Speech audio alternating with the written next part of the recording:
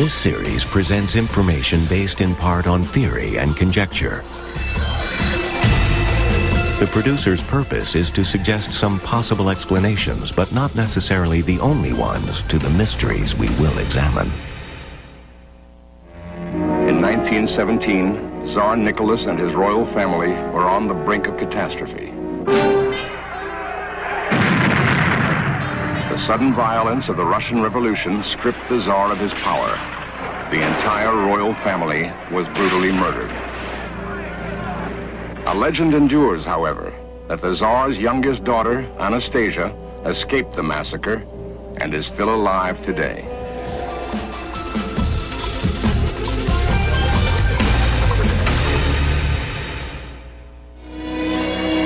In 1913, Russia proudly celebrated 300 years under Romanov rule. Tsar Nicholas was probably the richest man in the world. The Tsarina, Alexandra, was a German princess whom Nicholas married against his parents' wishes.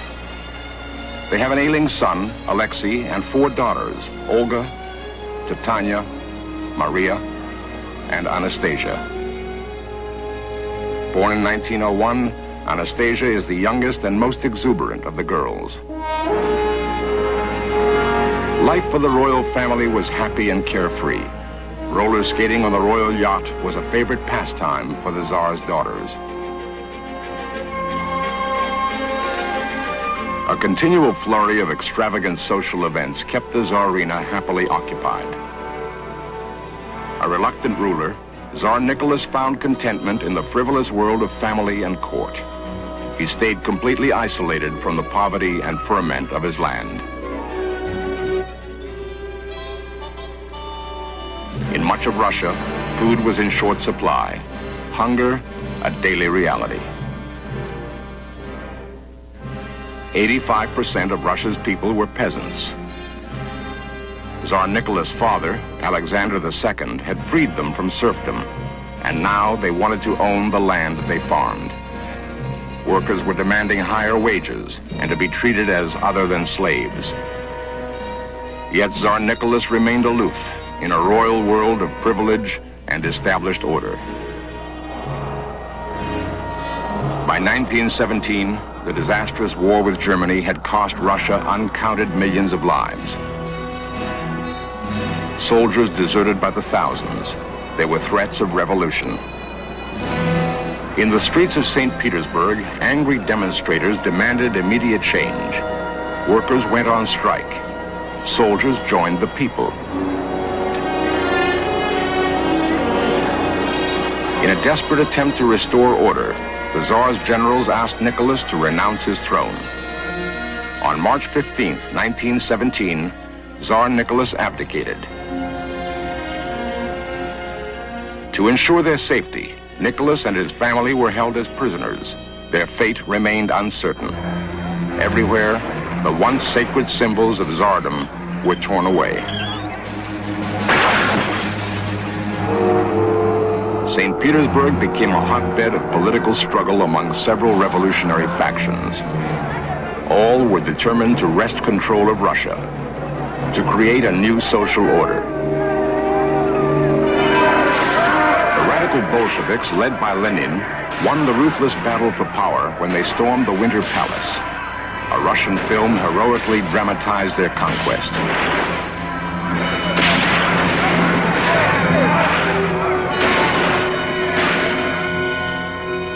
The royal family was now taken to the small Ural mountain town of Ekaterinburg.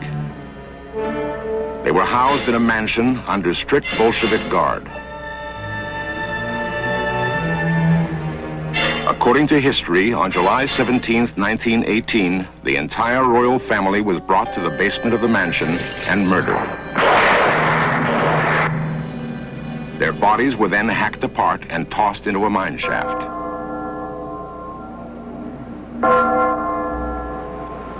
More than 50 years after the Romanov massacre, 2 British journalists, Tony Summers and Tom Mangold, uncovered startling new historical facts about the fate of the Russian royal family. We got started on this in the way that most journalists start a story, which is reading somebody else's story or reading the Mail or reading newspapers. In our case, we read a letter in the Times of London which asked what had happened to the relics of the last Tsar of Russia, where were they now in Europe? And we thought that was vaguely interesting, where indeed were the relics, and what had really happened to the last Tsar of Russia and his family, and the Romanovs. We thought it was an interesting area which had never been fully investigated, and we set about it. We thought it would take about 2 weeks. It turned out to take about 6 years. But the high point of the investigation was finding the original files of the White Russian investigator Sokolov, who gave history the version of what happened to the Romanovs. We found these files at Harvard University in the States, and we found very quickly that he had cheated in what he had given to the world. In other words, the truth was not as everybody thought the truth had been. A devout anti-Bolshevik, Nikolai Sokolov, explored the mine shaft where the Romanovs were said to be buried. Numerous bodies were unearthed, but none were those of the royal family. Yet, based on scant and tenuous evidence which included fragments of bones, several sets of corset stays, a denture which may have belonged to the Tsar's physician, and a dismembered finger, perhaps the Tsarina's, Sokolov brashly concluded that the entire royal family had been slaughtered by Bolshevik soldiers. Our evidence, collected from a mass of testimony in many different sources, in Germany, Britain, and in the Harvard files, suggests that the females of the imperial family, that's the Tsarina and her 4 daughters, including the famous Anastasia, did not die at Ekaterinburg, but were taken away by the retreating Bolsheviks to a town about 300 miles northwest, and that there they were held for 3 or 4 months after their supposed deaths. We know they were alive from the evidence of relatives, of guards, people who'd been able to catch glimpses of them, but apparently reliable witnesses, witnesses whose evidence was completely suppressed in the official inquiry in the 20s. These witnesses tell us how the family were kept alive. Anastasia was with them up to a certain point, and then sometime in the fall, probably the 1st or 2nd week of September 1918, Anastasia made 1 and possibly 2 escape attempts. In February 1920, a half-dead person was dragged from a Berlin canal. It was a young, unidentified woman who appeared about 20 years old. She was admitted to the Elizabeth Hospital for observation. She seemed frightened and bewildered and refused to reveal her identity to the doctors. After 2 years of silence, she claimed she was the Grand Duchess Anastasia. Dowager Empress Marie, the Tsar's mother, heard of the girl and sent relatives to investigate. None could say absolutely that the woman was Anastasia. They reported that at best, the ailing girl had only a few years left to live. Yet others recognized the girl immediately. Grand Duke Andrei, the Tsar's cousin, identified her as Anastasia. Titania Botkin, a childhood playmate, positively recognized her. For them and others, there was no doubt that the woman was Anastasia. The identity of the woman who claimed to be Anastasia became the subject of a vicious feud among the surviving Romanovs. Political intrigue and the prospect of a huge inheritance played a major role in the dispute. For the next 20 years, her life was unpredictable and erratic. She spent much of her time in and out of hospitals. She was pursued and celebrated by American high society. She lived for years as a guest of European royalty. Yet still, she had no official identity. Trapped in a Russian zone during World War II, the supposed Anastasia was rescued by a former German prince and given a small house in the Black Forest. There she lived in determined seclusion under the assumed name of Anna Anderson. Plays and movies based on her life had brought unwanted attention. She resented any intrusion, and in 1968 she abruptly left her hideaway to marry an American and thereby achieve her first legal identity. Today, she and her husband are respected members of a prestigious country club in Charlottesville, Virginia.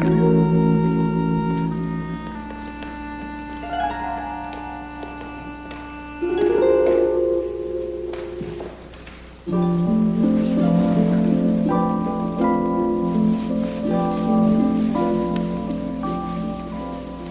am John E. Manahan of Charlottesville, Virginia, and this is my wife, the Grand Duchess Anastasia of Russia. We were married on December 27th, 1968. And we've been living here in Charlottesville and have made a number of trips around the country since. I know a lot of people are wondering, how are we to believe that you are Anastasia? How shall I tell you who I am? In which way? Can you tell me that? Can you really prove for me who you are? I can prove who I am. You can believe it or you don't believe it. It doesn't matter. In no any way whatsoever. Those people who hear this mass, they get up in the bed or go to sleep when they're sleeping. They don't know what to hear or what to see, and they are not interested. Recently, compelling new evidence has added support to the claim that Anna Anderson Manahan is the Grand Duchess Anastasia. In a house nearly concealed by untended bushes, the Manahans live a slow and rarely interrupted life. Her numerous cats are now Mrs. Manahan's main concern. Mr. Manahan is a retired history professor with a passionate interest in royal genealogy. This is a picture. She's coming, I think. Here is Anastasia, as she was in 1929. And these are the parakeets that were brought from Honolulu by Princess Xenia of Russia after she came on the Berengaria the year after the Prince of Wales had come on the same ship. And this is the calendar, the Russian imperial calendar, showing the four sisters, the Tsar, the Tsarina, and the Tsarevich. This is about 1913 from Russia. My cats must die for all these. It's dirt, absolutely. Come on, sit down. This is the book, Russian America, about the sale of Alaska. Just have a seat. And the pile. Don't put the hat on. Take the hat off. I don't. I keep that hat on. Sit in the yellow chair, if you will. In which chair? Take the hat. That's dark. No, sit in this yellow chair right here. I don't sit there. You're going to sit in that chair. All right, that's her favorite chair to sit in. But can you see her in that chair? Yes. Take the hat off. I won't. All right, now let me see what else we have to show. Now over here are Maria and Tatiana, and I think this is Maria. And I think this tall one is Tatiana. Now actually their hair was all closer to the red that you see of the... Without your glasses, can you tell these apart? It's not very easy to do, is it? This is a rather unfamiliar thing, and it's in color. But I say Maria, Anastasia, Tatiana, Tsarina, the Tsar, the Tsarevich, and Olga seated. And I'm pretty sure that's Olga, although she looks smaller than the others, she was actually the oldest. I believe that's the way. We've gone over this quite often, and I think that's what we settled. In 1967, the now Mrs. Manahan made a rare public appearance outside her Black Forest home. A German court was expected to rule at any time on her long-standing claim to be the Grand Duchess Anastasia. Her court case alone had made legal history. Lasting 32 years, it was the longest-running legal battle of the century and drew much attention. She was represented by some of Germany's most eminent lawyers who virtually donated their services. Members of European aristocracy spent small fortunes trying to disprove her claim. In the end, the verdict was unsatisfactory to both sides. The Supreme Court finally ruled that her identity as Anastasia had been neither proved nor refuted. Ian Lilburn, a research historian, was present at much of the Anastasia trial. He is the acknowledged expert on the case. Yes, I have studied the case now for 14 years, and although I began from a completely hostile attitude, I have, in the course of time, come round to believing absolutely in her identity as the Grand Duchess Anastasia. It's not so much the evidence. There is a vast amount of circumstantial evidence in her favor, but the little details and anecdotes which in themselves mean nothing in a court of law are vastly impressive to anyone who has experienced them in her presence, the spontaneity of her remarks and her whole bearing and manner. And her character is not the character of an impostor at all. She never cooperated properly with her lawyers. She is ready to quarrel most of all with the people who've done more for her than anyone. An impostor would bend over backwards to try to help her friends and her lawyers. She's done quite the opposite. Today, Romanov relatives live scattered throughout the world. Grand Duke Vladimir spends part of each year in Paris. He is the assumptive heir to the Romanov throne. I think that it's highly unlikely that Anna Anderson could be Anastasia. Because, of course, you can imagine that the question interested me very much indeed. And I went into it in great detail. And for many reasons, I think, which would be rather too long to enumerate here, I eventually came to the conclusion that she couldn't possibly be my cousin Anastasia. I'm Prince Frederick of Saxe-Altenburg. Prince Frederick of Saxe-Altenburg has been a consistent supporter of Anna Anderson Manahan. My both parents were related with the Romanovs, and my own cousins have been assassinated 1918. I know Anna Anderson for 46 years and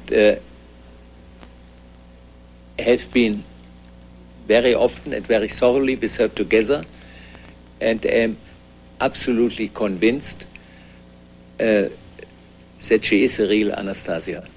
We will another time. In the film Anastasia, Ingrid Bergman and Helen Hayes performed a fairy tale scene of recognition, which in real life never occurred. You'll say it was all acting. She was some cheap little actress they hired for money. Well, in a way, they did hire me. I was starving after I ran from the last asylum. I had nowhere to go. Bonin found me on the bank of the Seine. Well, maybe I should have run away from him, too, but I was so tired of running. You are ill. No. I cough only because I'm a little frightened. It doesn't mean... Say that again. That I cough when I'm frightened? When you were a little girl, you coughed when you were frightened. Marian Kaya. Marian Kaya. You have come from so far away and I've waited so long. No, don't cry. There's no need to be frightened. No, don't speak. You're safe, Anastasia. You are with me. You're home. Recently in Munich, fresh scientific evidence about the identity of Anna Anderson Manahan was made public. It is information which 20 years ago might have changed the course of her life. One of Germany's leading identification experts, Dr. Moritz Furtmeier, has made a careful anatomical comparison of Anna Anderson Manahan and the historical Anastasia. By matching the cardinal points of their faces, he has discovered an overwhelming degree of physical similarity. Based on facial comparisons alone, Furtmeier believes that they are one and the same. Yet more compelling evidence has come from the comparison of their ears, which, like fingerprints, are unique to each individual. A photograph of the historical Anastasia's ear was compared with the ear of Anna Anderson Manahan. Furtmeier concluded that the two were identical. The Grand Duchess Anastasia was absolutely the woman known as Anna Anderson Manahan.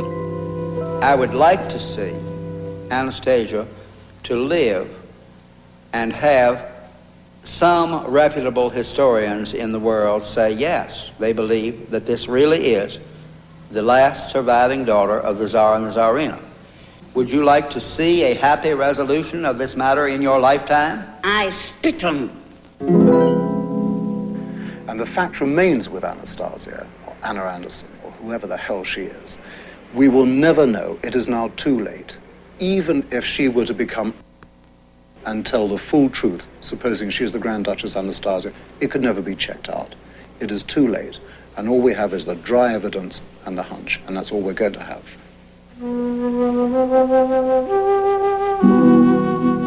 For over 50 years, this single woman's battle for recognition has captured the public's imagination. Her plight has been one of history's most beguiling mysteries. Yet still today, only she knows for certain if she is the Grand Duchess Anastasia.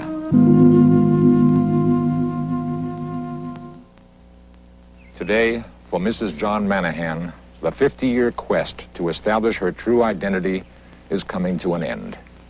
Weary and frustrated from a lifetime of claims, countercharges, and court cases, all she now asks is to be left alone. Coming up next, 20th Century with Mike Wallace reports on the FBI and the controversy that surrounds its work in the era following the death of J. Edgar Hoover. Then Weapons at War takes you into battle with elite German troops of World War II. And log on at veterans.com, a new website brought to you by the History Channel. Veterans.com, a place where veterans, their families, and others can connect, share stories, and pass on the legacies of all American veterans.